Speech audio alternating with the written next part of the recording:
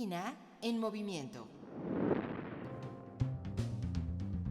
Escucha con todos tus sentidos.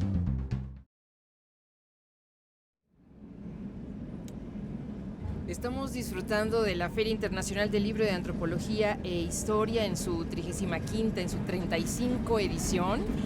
Y estamos muy felices en esta cabina móvil de Radio INA, saludando a la doctora Consuelo Maquíbar. Y acaba de presentar de nueva cuenta un trabajo maravilloso, porque ya viene trabajando en él, Los retablos de Tepotzotlán, Museo Nacional del Virreinato, un museo que ella conoce muy bien, 17 años estuvo al frente del museo, y los retablos de este museo, los retablos de Tepotzotlán, fue su trabajo para recibirse, para obtener el grado de licenciada en Historia. Así es. Finales de los años 70. Así es. Y ahora ya en su 4ª edición, nos está comentando, estamos ahora frente a una nueva edición ilustrada. Doctora. Pero siempre ha estado ilustrada. Siempre ha estado Las ilustrada. Las fotografías siempre. Sí, porque hacer una tesis de arte, claro, sin fotografías hubiera sido imposible.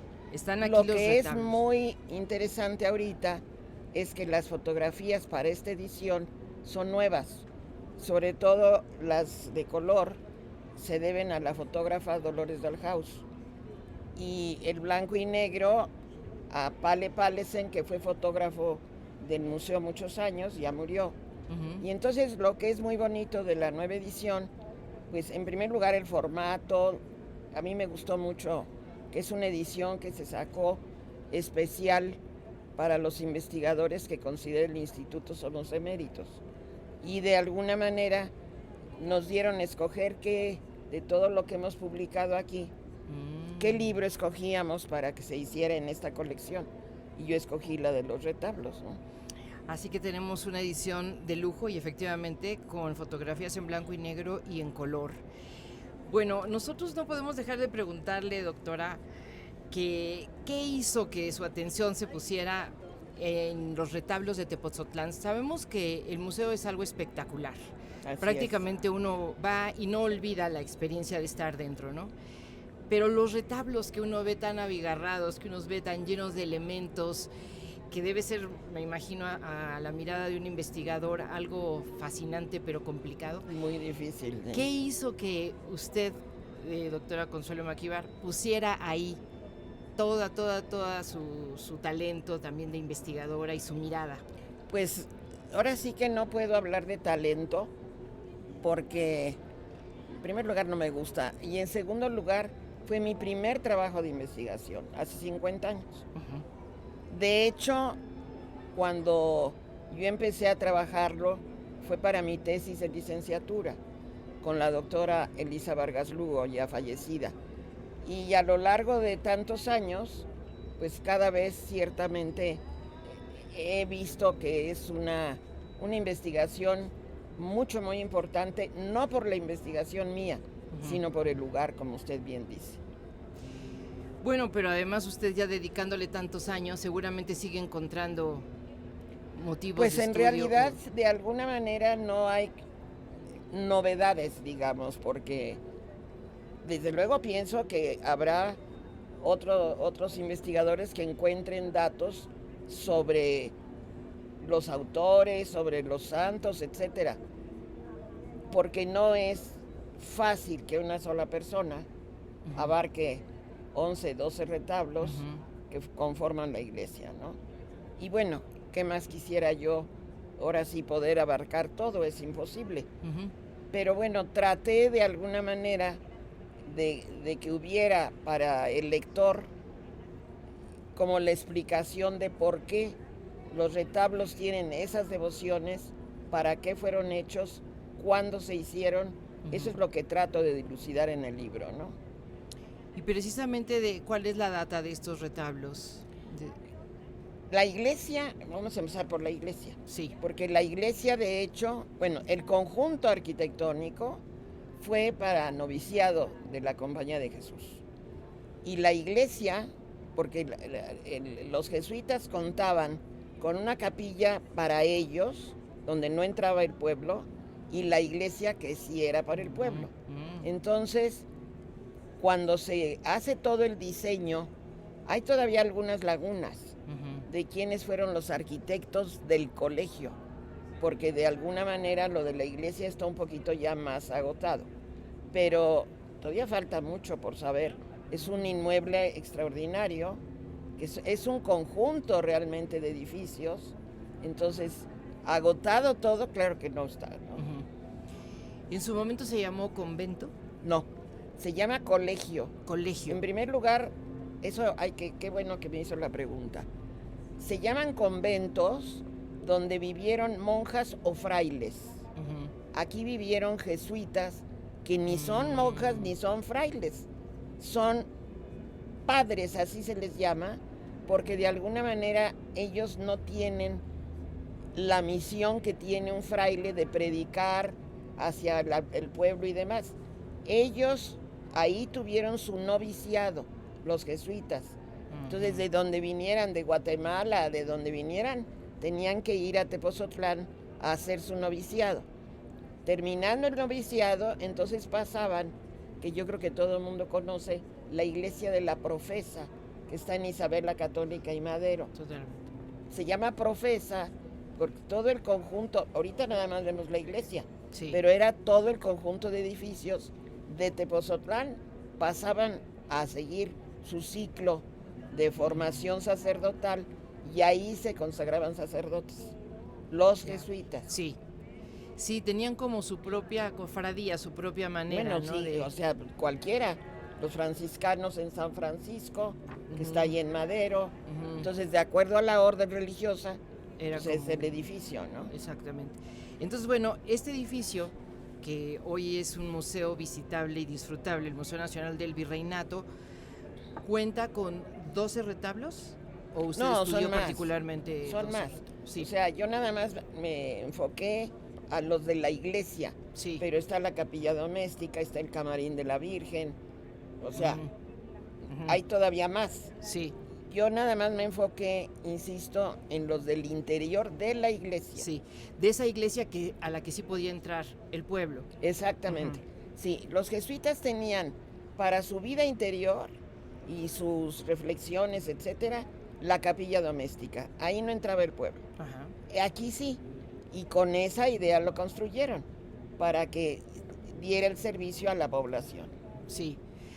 Y pensando en que esta conversación puede motivar la visita de alguien que no ha estado nunca en el Museo del Virreinato, ¿qué le diría a usted para ir también descubriendo esos retablos de la iglesia? Pues yo creo que es un lugar extraordinario, o sea, independientemente del cariño que le tengo, es de los sitios donde el interesado por el arte barroco, sobre todo, debe de ir.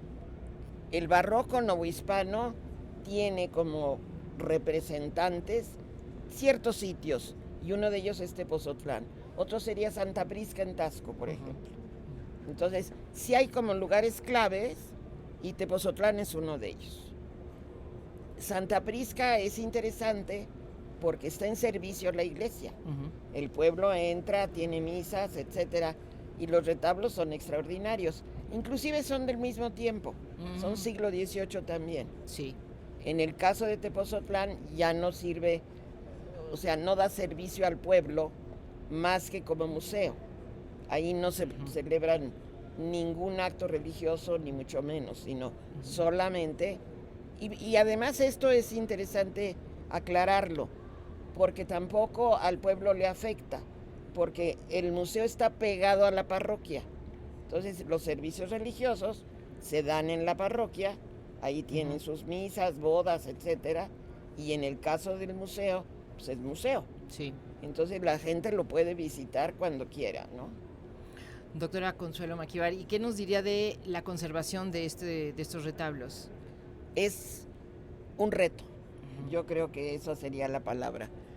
Afortunadamente contamos en el instituto con todo lo que ustedes quieran de personal especializado, de restauradores, de conservadores, etcétera, y es un lugar que siempre ha estado realmente en la mira de todos los que, pues empezando por los que han dirigido, los que hemos estado ahí y hasta la fecha, pues tienen que estar pendientes de la conservación, de la limpieza etcétera, ¿no?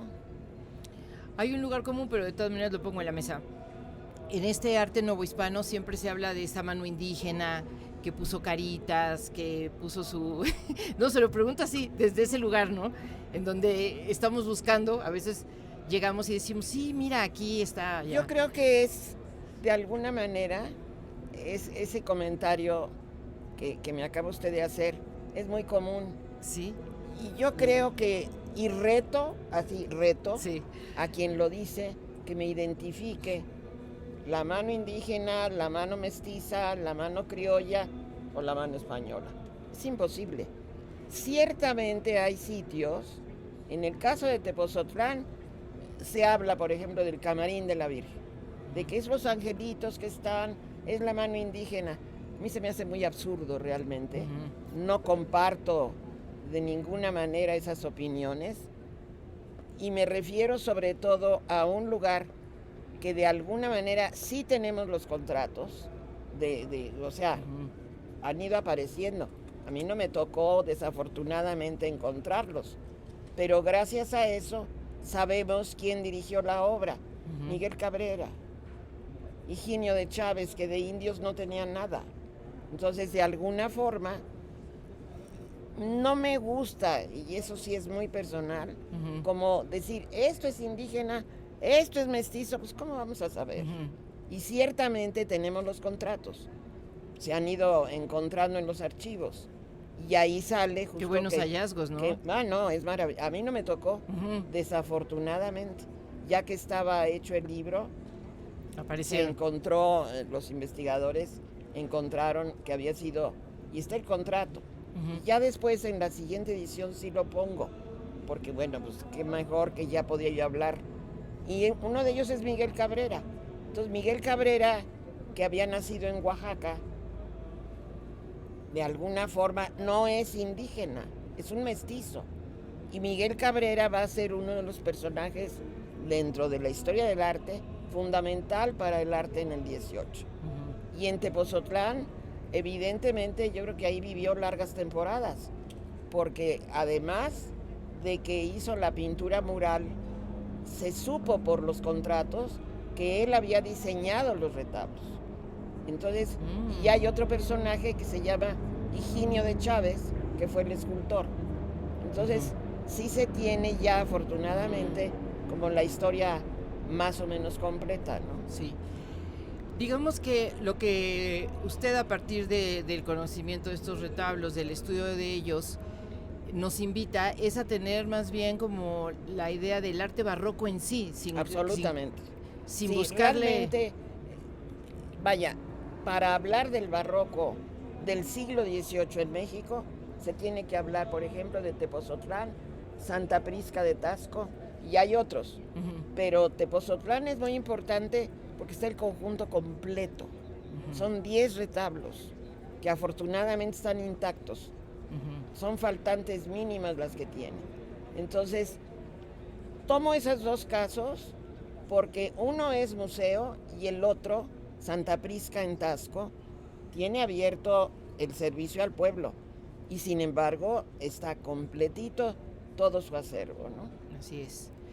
Bueno, pues ahí vamos a ver los elementos de eso. Es que está usted justamente dándole la espalda a una imagen que bien podría ser uno de los retablos donde están estos detalles, sí, estos detalles labrados con esa minuciosidad. Han de haber tomado un tiempo increíble. Claro que ¿no? sí, además primero la talla y luego el dorado, que ese era otro trabajo asunto maravilloso, ¿no? Sí. Y usted viviendo ya, pues decimos un poco dentro del museo, porque 17 años es de alguna manera bastante, que fue su casa. ¿Cuál lugar para usted es más emblemático de sus recorridos por ese museo? No le puedo decir. O sea, realmente para mí todo tiene un gran significado. Así, escoger uno, no imposible. Se podría. No se podría. Para mí todo es realmente importante. Caigo aquí a la página donde está la imagen, la fotografía en color de Los Ángeles del retablo dedicado a la Virgen de Guadalupe. Lo que es muy interesante en el conjunto de Tepozotlán es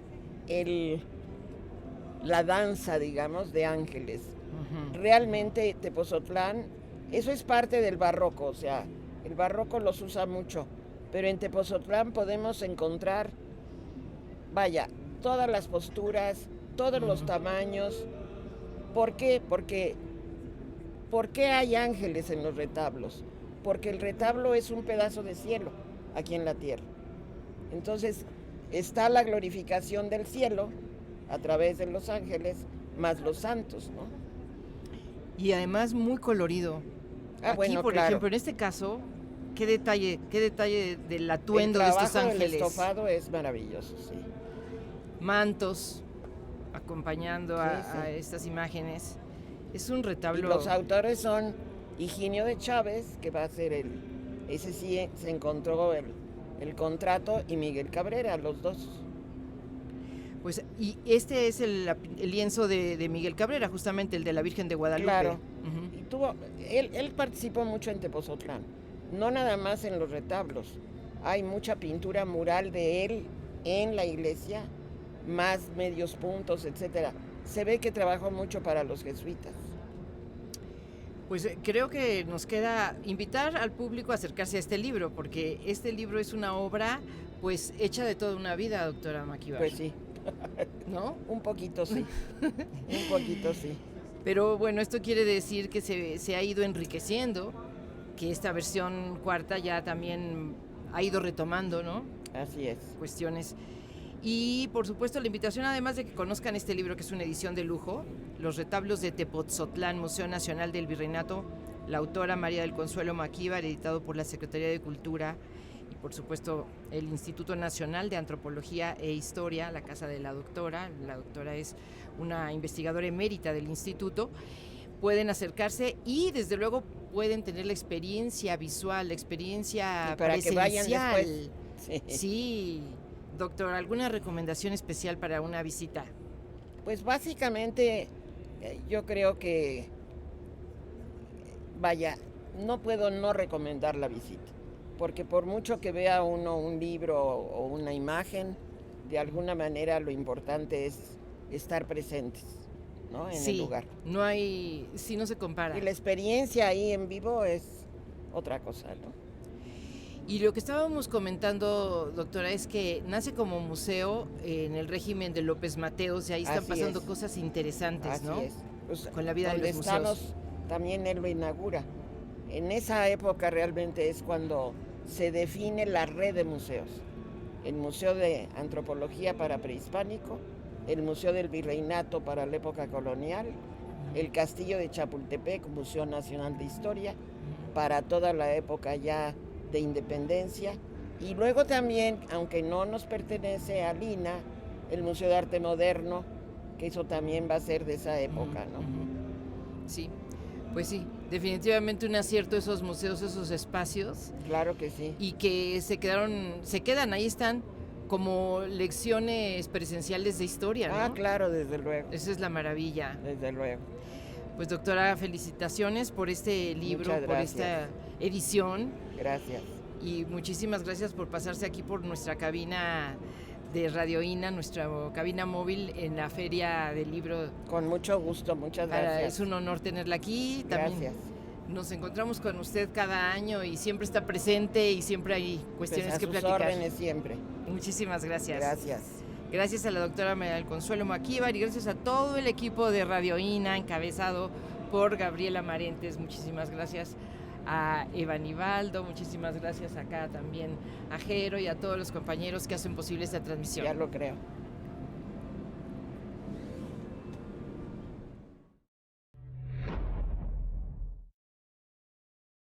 Las opiniones y comentarios aquí expresados son de entera responsabilidad de quienes proporcionan la información y no representan necesariamente las opiniones de Radio INA ni comprometen el pensamiento editorial del Instituto Nacional de Antropología e Historia.